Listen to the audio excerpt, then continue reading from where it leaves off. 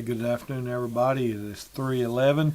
Hope that you're having a great Friday. So we got through this week, and power's been going off and on about every day in some places. We didn't have power this morning at our house this morning, but it's back on, I think. So thankful the Indian Electric guys got maybe ladies. I don't know if they're male or female or both on their crews, or if one of the contract crews come check it out. Anyhow, we've kept power off the church. I don't think we've lost it since it came back on. No, we haven't. We haven't lost it since it came back on. So I know the gun Tuesday. Bunker Hill lost, and Billy lost some at his house for a while from the storm that come a couple of days ago. Yeah. Lightning strike got it. It wasn't wind; it was a direct lightning strike. So anyhow, pray for those. There's still some people that don't have power. It's been out since last Saturday night, so going on a week. So remember them in your prayers. Again, we've been talking about. We started off in Matthew chapter 11. Let me get back over there. In verse 28 says, "Come to me all who are weary and heavy laden, and I'll give you rest. Take my yoke upon you. Let me teach you, or learn from me," as some translations say, because I am humble and gentle at heart. You'll find rest for your souls, for my yoke is easy, my burden is light. Now, if you don't trust Lord or have faith in Him, you're not going to do that. Then we went over in Luke in chapter 8, verse 22. It says, "Let's cross to the other side of the lake." Jesus told them to, so they got in the boat. Storm hit. Boat was filled with water. They were in real danger. This wasn't some drama stuff. It was a real deal problem. The disciples woke him up shouting, "Master, Master, we're going to drown." Jesus woke up, rebuked the winds and the waves, and everything was calm. And then he asked them, "Where is your faith?" And then, because when they woke him up, they were scared. Then they were terrified and amazed. Said, "Who is this man?" They asked each other. "Who gives the command to the wind and the waves obey him?" If you don't believe that that's still the same mandate, you won't go to him when you're tired and you wore out. So today, we're going to go over to James chapter 2, verse 14. James says, "What good is it, dear brothers and sisters, if you say you have faith, but don't show it by your actions?" The disciples showed they didn't have faith by their actions, by being scared. "Wake it up, Jesus, don't you care? We're drowning here." Now, they said, "Can that kind of faith save anyone? Suppose you see a brother or sister who has no food or clothing. You say goodbye and have a good day. Stay warm and eat well, but then you don't give that person any food or clothing. What good does that do?" So you see, faith, just saying you have faith by itself isn't enough, unless it produces action or good deeds. It is dead and useless. And those disciples didn't know. That's why I said, "Who is this man?" And a lot of people are still asking, "Who is this man?" You know, they go to church, they'll throw the name of Jesus around, but they really don't know who Jesus is. Some may argue. Some people have faith, others have good deeds. But I say, how can you show me your faith if you don't have actions or good deeds to line up with that? I'll show you my faith by my actions or my good deeds. You say you have faith if you believe there's one God. Good for you. Even the demons believe this, and they tremble in terror. How foolish. Can't you see that faith without good deeds or works, actions, is useless? It's like those guys was drowning in the boat. It was useless to them because they were still drowning and scared because they didn't trust that the Lord had them. Don't you remember that our ancestor Abraham was shown to be right with God by his actions when he offered his son Isaac on the altar? You see, his faith and his actions worked together. His actions made his faith complete. And that's what I want to talk about today. Having complete faith in the Lord, so that when you are tired and heavy laden spiritually, physically, you can take a nap, you can rest, you can take care of that. But mentally, spiritually, when you beat down, you wore out, you're tired of fighting over and over and over and over the same issue maybe that's went on for years. Maybe it's just been months, weeks, or days. Like the power's been out for about a week now. Tomorrow night will be a week, so here we go. Where we're tired of battling a physical battle, that's a physical battle. It can wear on us in mentally and spiritually. Yes, it can. Yes, it can, but he said, now notice this, he said his actions made his faith complete. How our faith is made complete is by not just what we say, but what we do. That we live in faith and we walk in faith, not by sight. We know that everything's going to be okay, even though we're tired, we're beat down. Why? Because we've done what Jesus said, "Come to me, all who are weary and heavy laden, and I will give you rest." Rest for your souls. When your soul gets tired and your soul gets beat down, you are really in a bad spot. That's why a lot of people, when they lose hope, with suicide, death by suicide and these things, because they lose hope. They don't have someone to go to. They think that, nobody's there for them. They have everybody else, but nobody has them and has their back. So Marcus has been doing, I think he's on day 21, I believe today was. I listened to it this morning.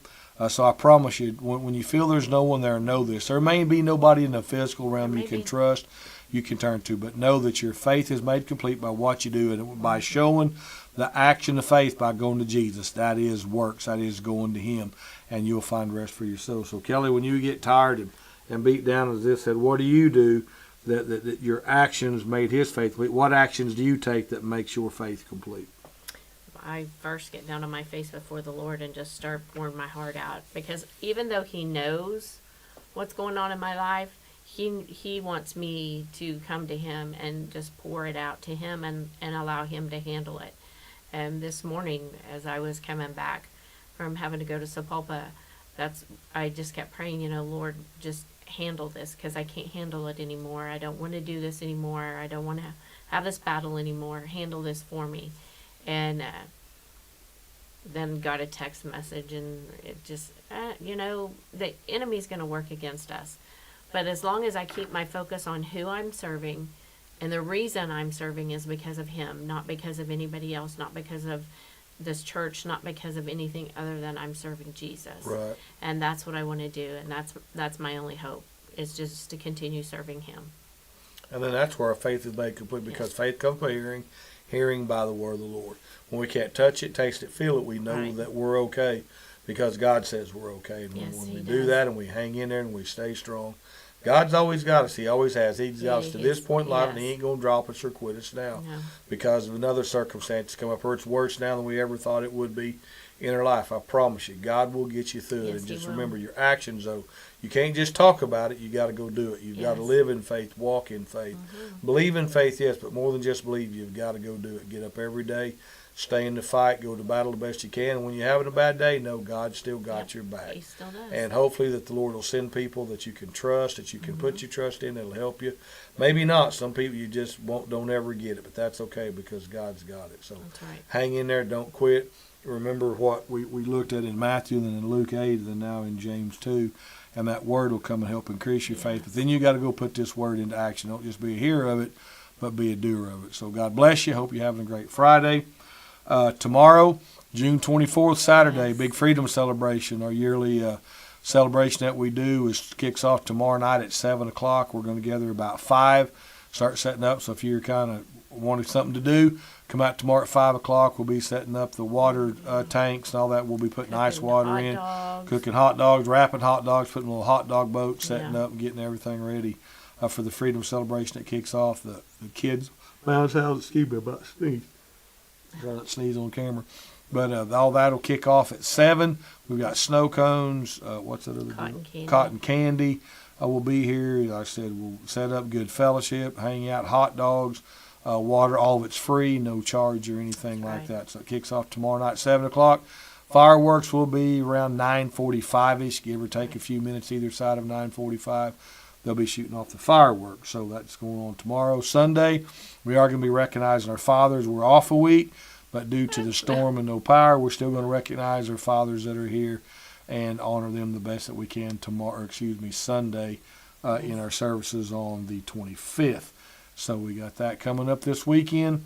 Bible school kicks off starting next Wednesday, the 28th, and then the 29th and 30th. On the 28th. To do registration. So and at 6 p.m. And at 6 p.m. the other days, and we'll go from 6 to 8:30. So that'll be going on this next week, the 28th, 29th, and 30th. So if you need, and then July 1st from 6 to 7, we'll have a parents' night where they can come and see what the kids did and all of that. So I hope that you will. I'm going to try and have some registration sheets for tomorrow out at Freedom Celebration if you want to go ahead and register your child. Sunday we'll have some little scrolls in a bucket on the barrel. If you want to take one, that saves you some time. You can just bring your child, drop them off or whatever. But we have a little bit of a change, but we're going to rock on with it, and we're going to do the best that we can and ensure that your kids learn about who Jesus really is. There we go. Good time coming again. We'll feed them. We'll have crafts for them, classes for them, games for them, all that's kicking off the 28th, 29th, and 30th, 6 to 8:30. Men will be gathering Monday. Safety team, don't forget, we're training Sunday. We're going to be doing a radio class, elders and deacons meeting Sunday, so it's going to be a busy And I would like Sunday. To talk to each and every person that has volunteered for Vacation Bible School. After each service, I'm going to try and have just a short little meeting. I just got to rearrange some things. So Okay, so we'll be announcing that during Yes. service too to remind everybody. So God bless y'all. Again, hope you're having a good Friday. If you know somebody that lost all their food and stuff on the power Yes. outages, and they need Bring some help with the food, holler at us, stop by. Best to do is call. So we've been in and out, running, getting stuff, and getting materials for the Freedom Celebration, taking some food to some people, Right. stuff like that as well, checking on some people. So if we're not here, like I said, you can call and we'll set up a time we know you're coming. If we're not here, we'll get somebody here to let you in and get some food. So if they Yes. need some food, don't go hungry. Send them. We've got Yes. some, and we'll sure help them out. Yeah, we'll share as in much that as we area. can. Yeah. So God bless y'all. Hope you have a great Friday. I don't know if these storms out of the city's coming away or not. It's been looking rainy all afternoon, but it hadn't rained yet. So I haven't checked the weather. So if there is weather coming in, check on your neighbors, especially if they Yes. had roof damage or whatever. If you can help them out, go help them out. So God bless y'all. Remember, it's faith over fear, Christ over crisis, and you can remain calm in the chaos.